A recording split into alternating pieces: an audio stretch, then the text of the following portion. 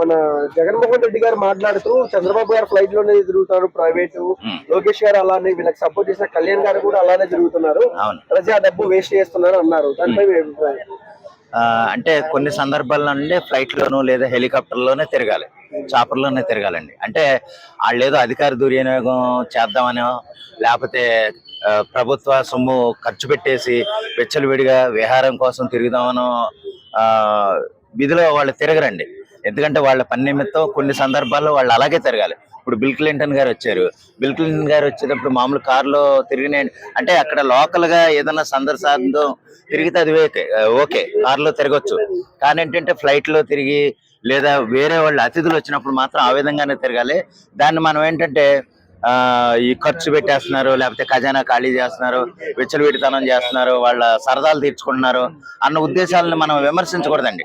అంటే వాళ్ళకి ఏంటంటే ఇంక ఏ విషయం లేక ఆయన తిరగనట్టు, అంటే జగన్మోహన్ రెడ్డి గారు అంటే 7-8 కిలోమీటర్లు కూడా హెలికాప్టర్ లో తిరగడం అనేది మనం చూసాం.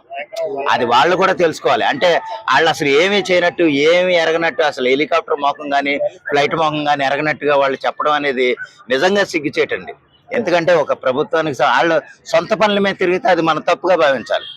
నిజంగా వాళ్ళ సొంత పనుల మీద వాళ్ళు ఇంటికి వెళ్ళటానికో లేకపోతే ఏదో ఎవరినో కలవటానికో వెళ్ళిన సందర్భాల్లో విమానాల్లోనూ లేకపోతే హెలికాప్టర్లోనూ తిరిగితే తప్పుగా భావించాలి తప్ప, ప్రభుత్వానికి సంబంధించిన కార్యక్రమాల్లో వాటి సందర్శనార్థం, అంటే వాటి నిమిత్తం ఎవరినన్నా కలవటానికి వెళ్ళేటప్పుడు ఫ్లైట్ లోను హెలికాప్టర్ లోను తిరగొచ్చండి, అది తప్పు కాదు.